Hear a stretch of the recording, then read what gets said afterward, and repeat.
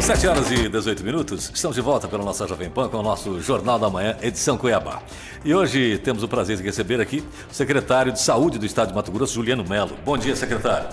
Bom dia, Paulo. Bom dia a todos. Bom, como estamos na secretaria? Eu fiz essa pergunta para o Gilberto, que é titular, vou fazer para você também. É boa a cadeira de secretário ou ela dá uns choques de vez em quando também? A dar choque é pesada. É 220. Bom, tá bom, você é adjunto, foi adjunto, hoje está como titular. O Gilberto Figueiredo está na Assembleia, cobrindo licença, né, do presidente da Assembleia, que deve voltar aí na semana que vem. Quais as dificuldades que você encontrou? Eu vou tocar no assunto vacinação, porque é uma coisa que está acontecendo e não é só aqui no estado de Mato Grosso, não. Eu queria que você... Quais as dificuldades maiores que temos, que se apresentaram no momento que você esteve, que está, né, ainda à frente da secretaria, Juliano? Então, assim, são diversos, né? Mas especificamente agora como secretário, a gente percebe a gente já vinha, né, numa reestruturação muito grande da secretaria, das unidades como um todo, hospitalares e tudo mais, mas efetivamente esses períodos de agora para os próximos anos, né, que seria esses últimos anos de gestão do governo, o foco na qualidade e na eficiência dos trabalhos é de fato o mais oneroso e também o mais complexo aí no sentido de reorganização dos processos de trabalho dentro da secretaria. Tá? A gente, lembrando aí que em 2019 nós saímos de um modelo de gestão hospitalar, por exemplo, de terceirizado, né, de OS para uma gestão própria, e isso carece de um tempo de amadurecimento em relação aos processos internos, processos de trabalho, aquisições, entre outros. E a gente conseguiu avançar muito, mas sem dúvida esses ainda são campos ainda bastante sensíveis que precisa melhorar bastante. Entre outros, né? Isso pensando na parte interna, né? Eu digo dos processos mais internos da secretaria. E aí tem também dos nossos indicadores de saúde, né? Aquilo que efetivamente impacta para a população, naquilo que melhorou e evoluiu e daquilo que a gente não conseguiu evoluir ou até em alguns casos até piorou, né? Como no caso da vacinação, que é um dos indicadores que a gente teve pior. O que aconteceu com a vacinação? Então, há muitas teorias em si, né? Mas a gente já vinha enfrentando de 2016, mais ou menos, por aí para cá, uma queda nas coberturas vacinais para todas as vacinas. Isso no estado de Mato Grosso, no Brasil, isso já vinha se forte como uma tendência nesse período. Tanto que em 2019, que foi no primeiro ano, nós fizemos várias iniciativas, inclusive um programa estadual, que é o Imuniza Mais Mato Grosso, para poder incentivar a retomada dessas coberturas vacinais. Aí veio o Covid, especificamente, num período, vamos chamar assim, um período de governo que em muitos aspectos dificultou um pouco mais ainda essa adesão à vacinação. Tá? E aí o Covid, num primeiro momento, trouxe uma debandada para se vacinar, né? Uma procura intensa e enfreada, com muitas dificuldades, todo mundo lembra. E depois a gente teve, sem dúvida nenhuma, um esfriamento desse processo com uma intensidade gigante. E o que mais se comprometeu nem foi a vacinação do Covid, né? Foi as vacinas de rotina como um todo, que hoje o Estado tem, o ano passado e esse ano, o ano passado já foi o pior ano em relação às coberturas da rotina. E a rotina, quando eu digo, são para todas as vacinas, principalmente as crianças menores de 5 anos. E esse ano continua ainda pior do que a gente teve de resultado do ano passado. Então, assim, esse é um indicador bastante ruim. Nós estamos com uma crise estadual, nacional e talvez até mundial de confiança e, entre outros aspectos, de eficiência dentro do processo de vacinar. Antes da Covid, nós tivemos o problema que apareceu aqui no país era o seguinte: as doenças não estavam circulando mais e os pais se acomodaram simplesmente, né? Sem falar nos que têm a maior dó, né, de ver tomar aquela injeção grande na coxinha do bebezinho. Aquilo dói na gente, né? E a falta de ver, né? Porque tem gerações inteiras que não sabem que é uma pessoa ter paralisia infantil, que é a chamada paralisia infantil, e ter problemas, sequelas por restante da vida. Esses exemplos andando pelas ruas diminuíram muito, né, com a vacinação, com o trabalho que foi feito, e essa exemplificação parece que ao sumir dos olhos né, deu uma acomodada. E já tinha esse problema naquela época, esse que você falou até 2016 por aí. Sem sombra de dúvida. Teve outros fatores que a gente considera, se você for perceber esse processo do entendimento da vacinação, de 2016 para cá, ela saiu de um campo de entendimento coletivo de proteção. Então, até então, se falava na vacinação como um processo de proteção para a comunidade, para uma população. Era muito mais fácil esse processo de coletivo. De lá para cá, a gente vem numa individualização desse processo, né? E aí hoje se discute o direito individual de tomar ou não vacina. Por exemplo, há alguns anos atrás, da minha época, vamos chamar assim, mais recente para cá, não se discutia isso, né? Você tomava vacina, senão você não matriculava na escola, senão você não tinha... E assim ia por diante. E isso também criou um ambiente ainda mais difícil, né? Você pensa, a gente já não tem muitas dessas doenças que até então tinha. A gente já perde um pouco do contexto da proteção coletiva, que tem que ficar muito claro que vacina, ela é meio a meio. Ela traz metade da eficiência para o sujeito, vamos dizer assim, a grosso modo. E a outra metade, que é 50%, a eficiência dela está no coletivo. É a proteção que a gente precisa ter em altas coberturas vacinais, que vai proteger nossa população, todo mundo. Então, assim... E as pessoas acham que o fato só dela também vacinar sozinha, ela está protegida, entendeu? Então tem também esse aspecto. E não é. Se não houver uma mobilização coletiva do vacinar, a proteção que você tem individualmente, ela ainda assim é insignificante perto do risco coletivo. É que eu estou tocando aqui numa paralisia infantil especificamente pelo seguinte, porque ela é derivado praticamente da culpa dos pais, né? O pai que não levou. Quando você se remete lá à década de 50, 60, 70 do século passado, você vai esbarrar em muitas possibilidades. Gente que estava isolado, em cidades isoladas, em lugares isolados, que não tinha acesso realmente à saúde, né? Que é diferente de hoje, onde você tem um acesso muito maior. Então, eu acho que não faltou estudos também na questão... porque muita coisa veio se revelar depois, né? Como esse sentimento de culpa que pode chegar a desencadear doenças nos pais, etc. e tal, nunca foi estudado. Mas eu imagino hoje, se nós tivéssemos um surto em algum lugar, de pais serem assim acusados, né? Porque hoje tudo é público, né? E a acusação é muito fácil, basta você entrar na internet, que você consegue acusar todo mundo de tudo e não precisa ser exatamente alguma coisa que a pessoa deva. De ter um filho como se chamava antigamente, né? Com deficiência física, né? Aleijado por conta da decisão dos pais. Eu acho que seria terrível isso. E você pode ter certeza que na evolução de coberturas vacinais que nós estamos tendo da polio, é uma questão de tempo, e pouco tempo, para a gente voltar a ter casos de paralisia infantil. Já existem alertas nacionais para esses casos. A gente vem intensificando o monitoramento de paralisias flácidas agudas, que a gente chama de PFA, que é uma síndrome que acontece e leva, na maioria dos casos, à UTI, onde ela tem causa viral, é outro aspecto, mas ela é um indicador de monitoramento da paralisia flácida. Então, assim, a gente antecipando isso já, a gente vem intensificando esse monitoramento dessas PFA, já na perspectiva da gente estar identificando casos de paralisia flácida, de paralisia infantil, né, nos próximos anos. Justamente porque a gente já tem voltando a reintrodução dela em alguns países vizinhos, tá? E já temos alertas, inclusive no Brasil também, de um risco de reintrodução. E se nós continuarmos nas coberturas ruins, assim, 70%, as pessoas muitas vezes dizem 70%, 80%, são ruins, são coberturas ruins, porque muitas das doenças e a forma como ela é transmitida e a segurança que nós temos, nós só conseguimos esta segurança a partir dos 90%, 95% de cobertura vacinal.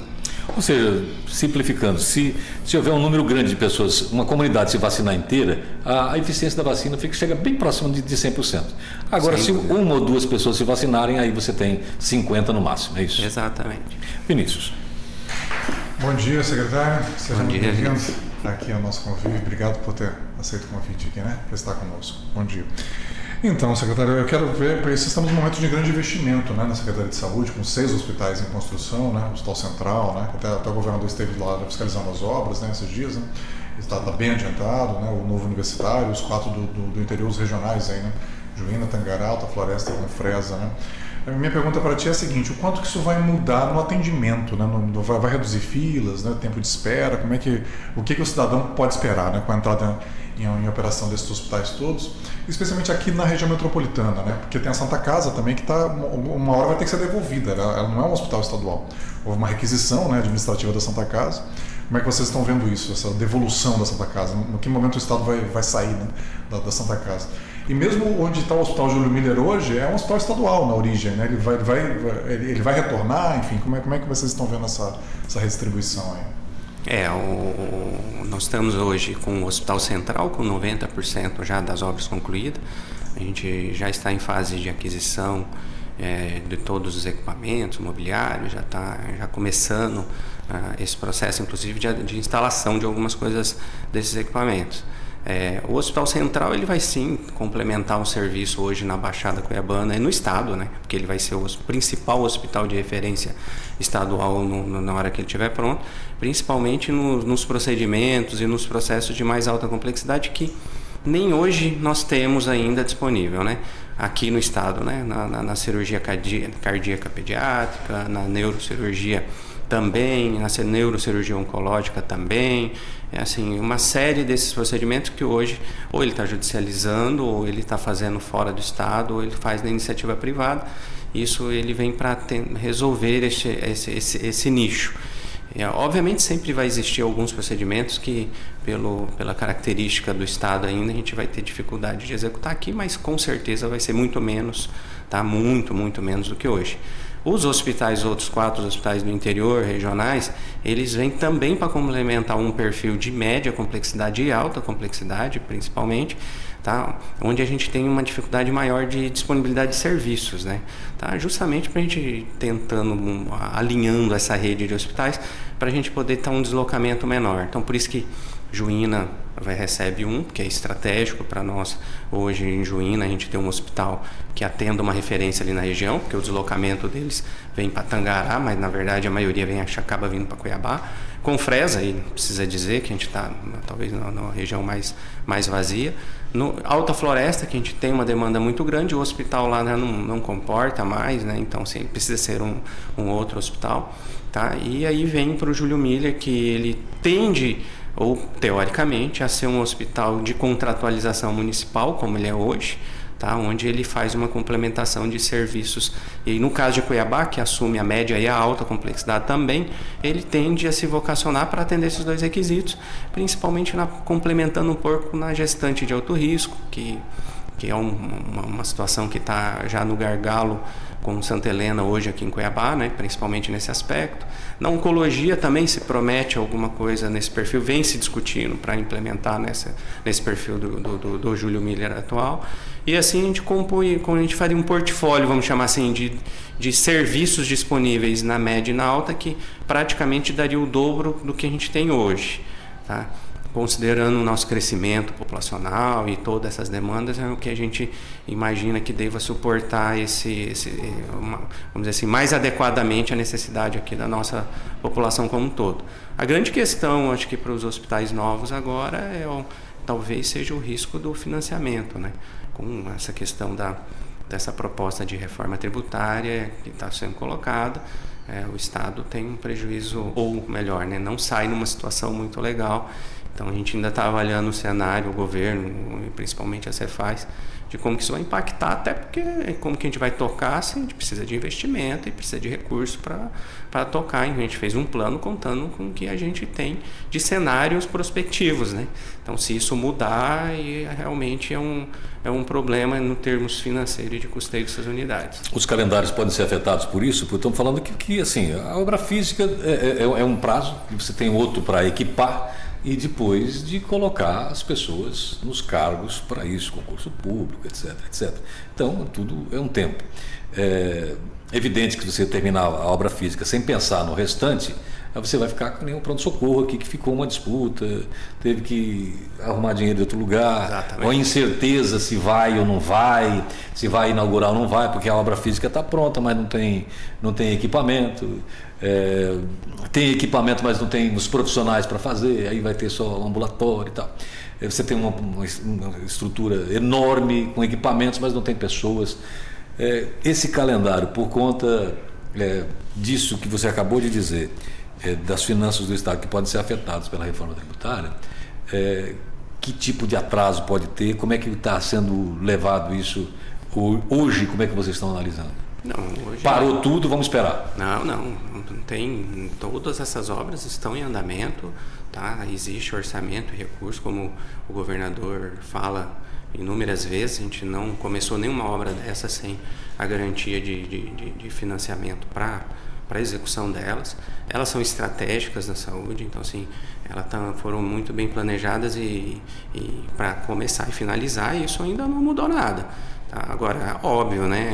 E é um receio do governo e nosso também que isso sofra algum impacto inesperado. A obra está garantida, mas para comprar um mobiliário e equipamentos também já está no pacote.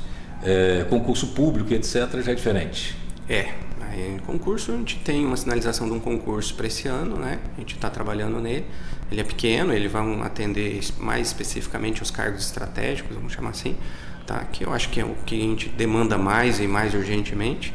E os modelos de gestão para essas unidades, a gente ainda está em discussão e construindo junto com o governador, com as equipes, para a gente identificar os melhores modelos de gestão, obviamente.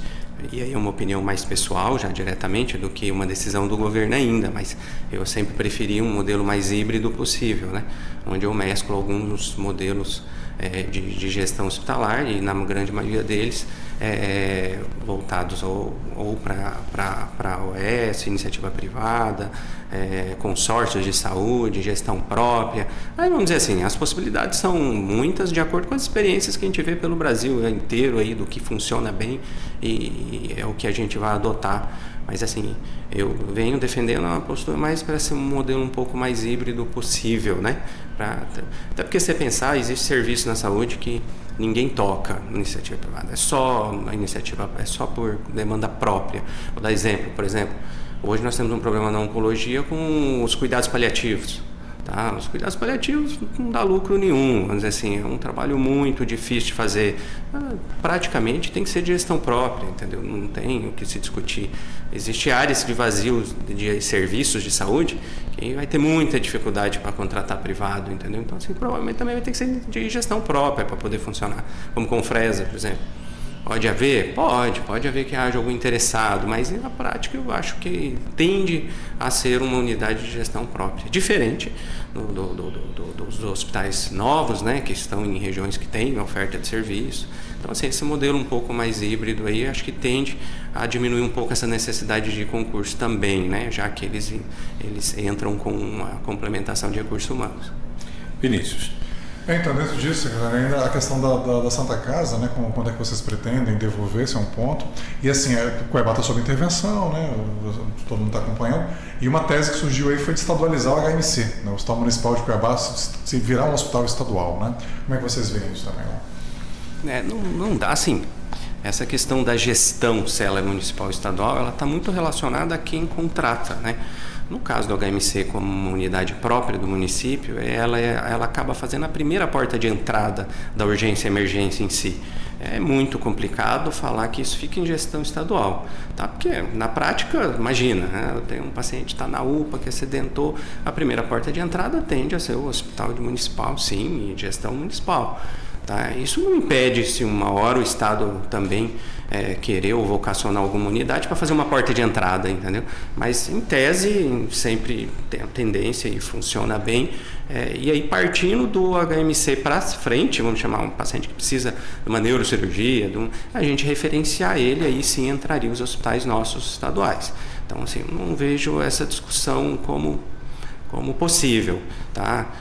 Outras unidades que têm contratos com o município e que fazem alta complexidade, se houver uma negociação e esse contrato passar a ser estadual, automaticamente essa gestão também passa a ser estadual, tá? E isso a gente, em alguns casos a gente vem discutindo isso pontualmente. Quanto à Santa Casa, a gente não, o governo, assim, o que a gente tem sinalizado em concreto, que a gente não tem intenção, tá, de manter os serviços na Santa Casa e também com o Central, né? A gente transferiria os serviços da Santa Casa para o Hospital Central. E aí é uma decisão do governo, não sei dizer assim, exatamente qual seria, se devolveria, se aproveitar para alguma outra finalidade, enfim, né? Não sei, mas posso te afirmar que a gente tem, num primeiro momento, havia a intenção de transferir os serviços da Santa Casa para o Central. Tá? Mas, claro, com um perfil complementar ainda no Central, né? Porque a Santa Casa ainda tem, apesar dela estar também fazendo a alta complexidade, ela faz muita coisa da média e também da baixa complexidade, inclusive porta de entrada de pediatria, né? Então, isso não tende a ir para o Central, né? Isso a gente tem que reorganizar. São 7h39. Juliano, quando a gente planeja...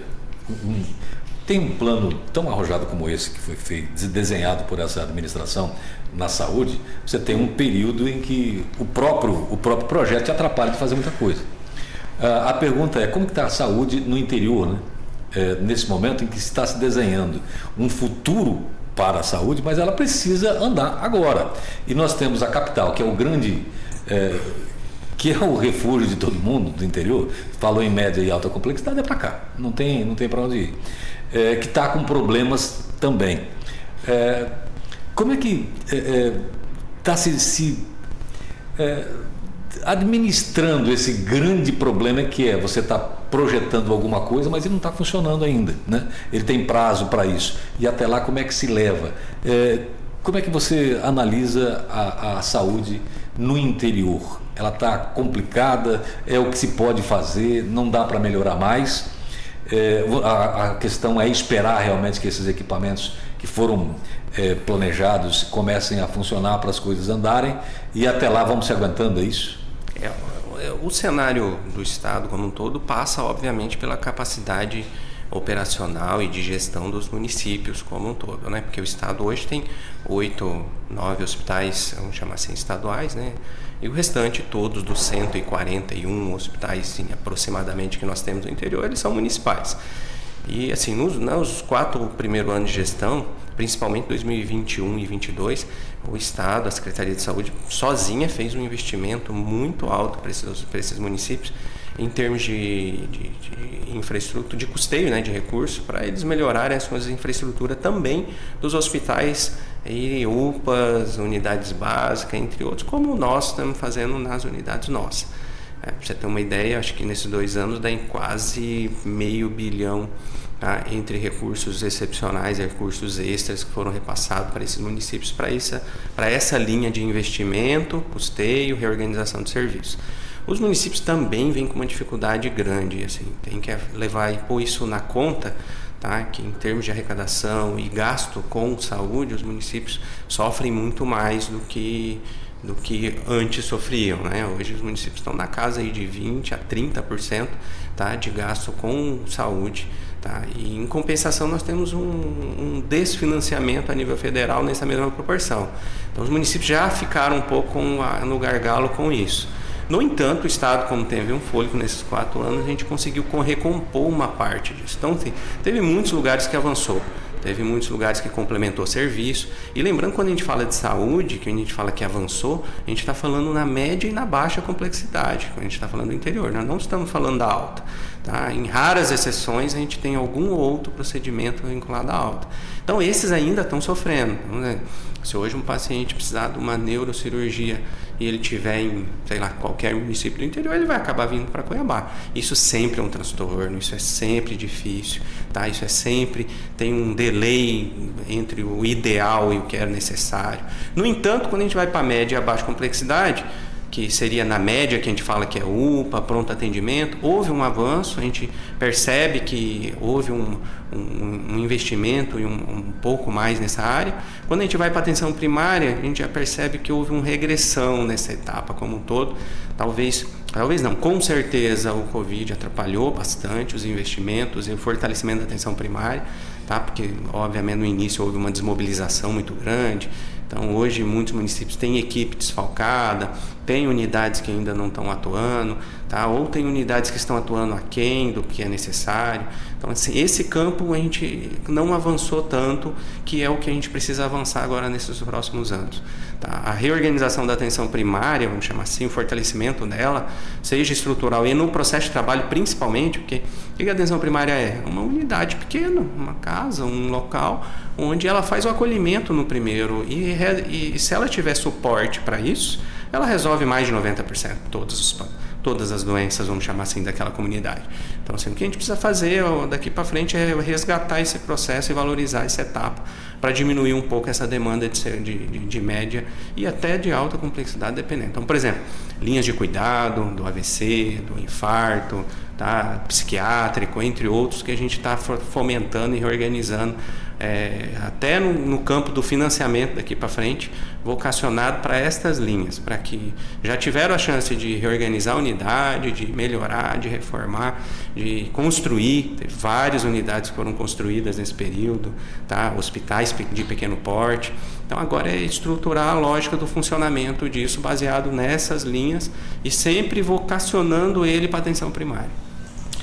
Muito bem, 7h44. Quero agradecer aqui a sua disponibilidade de ter vindo aqui bater esse papo com a gente no início da manhã. Obrigado, secretário de Saúde do Estado de Mato Grosso, Juliano Melo. Obrigado, Paulo, por início. Obrigado, Vinícius. Até amanhã.